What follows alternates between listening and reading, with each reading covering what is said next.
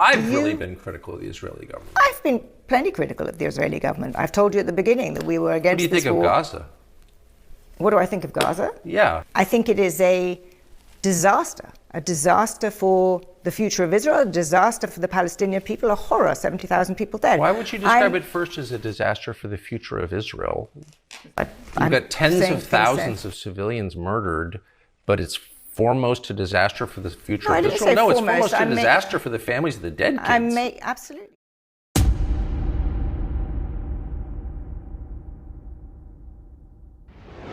A heated debate erupted between American podcaster Tucker Carlson and the editor-in-chief of the renowned British magazine, The Economist, Zani Minton.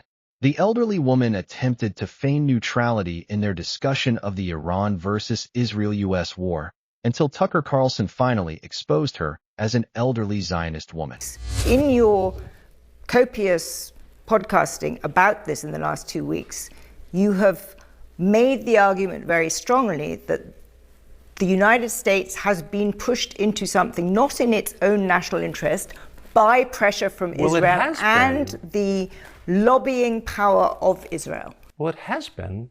The question is whether the person who makes the ultimate decision, who would be President Trump, should have pushed back.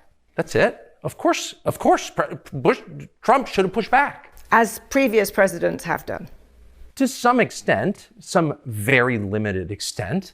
George W. Bush didn't push back. We went up in the Iraq War, and now everyone pretends, that had nothing to do with Israel. I was there. I was talking to Bush. That's not true. That's a lie. And that's why it's so important, from my perspective, to say out loud what is true before history is rewritten and disappears. Very clear. And it's lying, and it gets us here. Because we say, no. Lobbying efforts had no effect. Really? We say that about our pharmaceutical policy? No. Everybody understands that every policy a large government makes, including ours, is influenced by various stakeholders who are affected by that policy. But this is the one area we have to be like, no, it had nothing to do with the fact that his biggest donors were pushing him to do this, or the BB visited 7 times in 1 year. Are you joking? I'm not going to play along with the lies anymore. I don't hate Jews. I don't hate Israel. I love my country. This has happened yet again. I can give you a whole list of previous times where it's happened. And I think we need to know what happened so we don't hurt ourselves further. I am not saying don't blame Israel. I think Israel has its own national interests, and Israel was certainly pushing for things. But I think there is more agency and therefore more responsibility with the President of the United States and the Trump administration. I wouldn't disagree. He represents me. I live here. But that's important, because in the way you described it, Israel pushed him into this. Now, he shouldn't have gone along with it. He should have pushed back. But to pretend that Trump woke up one morning, it's like, I'm not suggesting that, to be clear. No, Israel pushed him. The prime minister, and by the way, it's not Israel. There are a lot of people who disagree in Israel. I know some of them. It was the prime minister of Israel, Benjamin Netanyahu, who pushed our president into doing this. And I hope this is the last time that Netanyahu or any foreign head of state will ever push an American president to do something that hurts America. Well, let's talk about that, because I think we may be, as you yourself said earlier, at a tipping point in terms of the rapid decline within the United States for support for Israel. Maybe. And you see it huge. I mean, you've seen it for several years on the Democratic side, you're now seeing it on the conservative side, and you're seeing a collapse amongst younger people. I'm not telling you anything you don't know. How quickly is that going to change the politics of Israel in the United States? I mean, it's hard to know. There doesn't seem to be a direct connection, not just on Israel or foreign policy, but on almost any issue between what our leaders believe and do and what the public thinks and wants.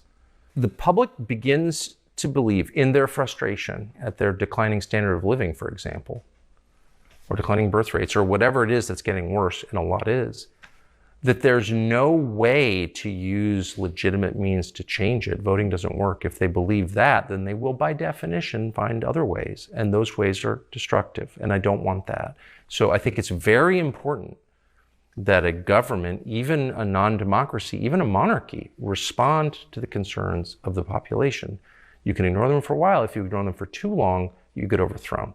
Let's talk, though, a little bit more about how this declining support for Israel, which I think is one of the most significant political shifts in the United States in recent years, how is that shaping the MAGA movement? I mean, are you now seeing a split? I mean, when I look at the opinion polls, I'm told that there's 100% support amongst MAGA or 95% support for the war. On the other hand, you're clearly a man with a large number of followers who is making a very, very different argument. I was standing next to Trump at his house when he got elected. I've known him a long time. I talked to him a lot. So, I don't fully understand what MAGA is, but I know that the core promise of the Trump political movement, Make America Great Again, was America First. And it was articulated by him repeatedly at every campaign stop for 10 years. So everyone in America knows this. I think everyone globally knows this. The core of this movement was the idea that you would, and we could debate about how you do it, but you would try to put the interest of your country at the center of every calculation about how you manage your country and how you interact with the world. It's the single most obvious and single most popular political concept ever devised. Do you think Donald Trump has betrayed America First? I think that this war is something that he promised he wouldn't do, not once, but countless times. And until YouTube is banned, we'll be able to prove that. And the idea behind it is not only contrary to America First, it may be its inverse. There's no argument that changing the regime in Iran helps the United States. And if there is an argument, I'd love to hear it. And by the way, if that argument is sensible and convincing, I will support it. All I care about is the United States. But I haven't heard that argument a single time. All I've heard is the kind of tiresome fear-mongering about nuclear weapons, which Iran did not have. It's insulting, actually, even to make that argument to me, that Iran's nuclear program posed such a threat to the United States 3 weeks ago that we had to launch a full-scale war against them. No one's even arguing that because it's stupid and the facts don't support it. So why did we do this when we did it? Because Israel wanted to do it. They chose the timing here. No one disputes that. And timing in war, as in life, is a lot of it, and it determines outcome. And they hadn't thought through what was going to happen next. The Israelis hadn't, and we hadn't, because we didn't have time to. It sounds to me like you think he has betrayed it.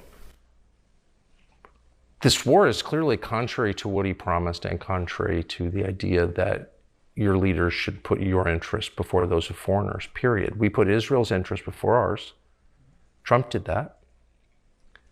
Bibi's wasn't elected president of my country. My president was. I supported him, obviously, voted for him. But, yeah. Let's talk about the way the debate develops in this country, because I think you're right. It's extremely difficult to talk about the subject that you and I have just spent the last half hour talking about, because there is a conflation very often. Anybody who criticizes Israel is vulnerable to being called anti-Zionist or anti-Semitic, and there's a conflation by the exact people you've just been talking about, in the kind of firmament of political discussion. Do you think that's a good faith response or a tactic? I'm about to ask you that question. Clearly, I think you and I agree. We have both been critical of the Israeli government. I just want to kind of clarify terms a bit here. Well, I've really been critical of the Israeli government. I've been plenty critical of the Israeli government. I've told you at the beginning that we were against this war. What do you think of Gaza? What do I think of Gaza? Yeah. I think the war in Gaza, to start with, was a perfectly reasonable response in response to the horrors of October 7th. I think now the places, I've been there. Have you been to Gaza? I've been to Gaza since the war started. They would not it's let catastrophic. me into Gaza. Trust me, very few journalists get into Gaza. Yeah, no, I went with the IDF. It's the only way that you can go in, but nonetheless you go in and you see a flattened place. I think it is a disaster for the future of Israel, a disaster for the Palestinian people, a horror, 70,000 people dead. Why would you describe it first as a disaster for the future of Israel?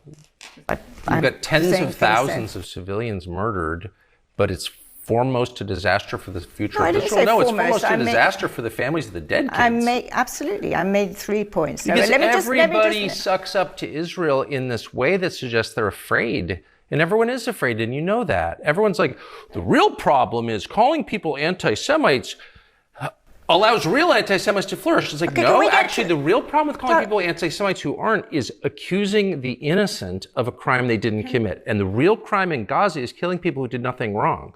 So those are the real problems, I would say. But no one can say it because you have to be like, oh no, but really, October 7th I don't know what you're talking about, Carlson. We're having a... Everyone watching this knows what I'm talking about. Well, let's get on to that right now. Yeah. Because you are critical of the government of Israel. Do you believe in Israel's right to exist? Would you consider yourself a Zionist in that narrow definition? What does that mean, a right to exist? The existence of the political state of Israel as but it has existed, a right. What does that mean? That you think it should continue in its existence as a state right now. So you do not agree with Iran, for example. Well, let me just ask, since you asked me the question, it's fair for me to get you to define the term so I can answer it.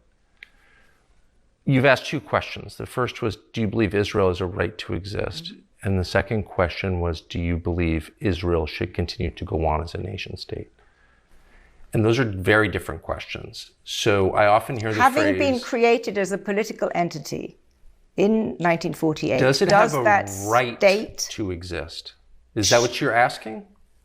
I don't want to get hung up on the right. Should it continue to exist? That's how I define narrowly Zionism. Because the phrase you used was devised by the Israeli government.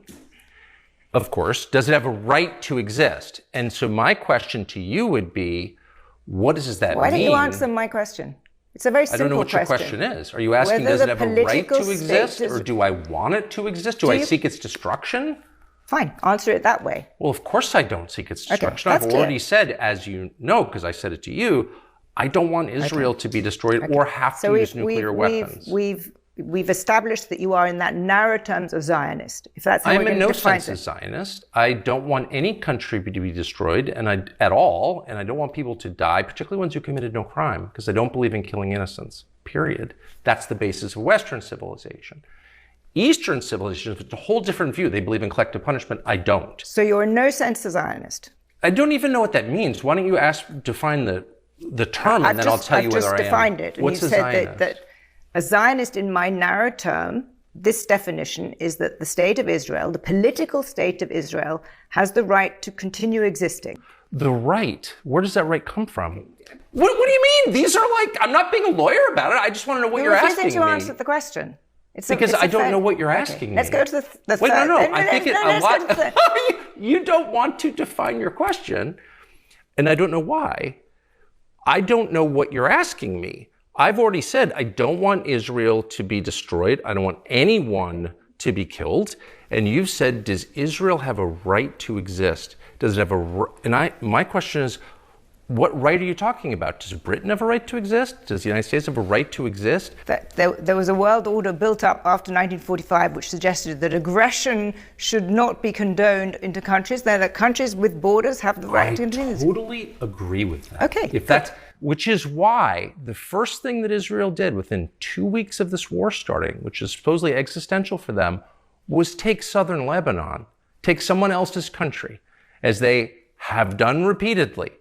And no one even mentions that. And so I guess I would be opposed to that because I think Lebanon has a right to exist. I thought Gaza had a right to exist. But I noticed that as soon as we started portioning rights, only one country gets them. No, I did not say that. You're absolutely putting words into my mouth. So because I believe, here's what I do believe, since you asked. I believe in universally applicable standards.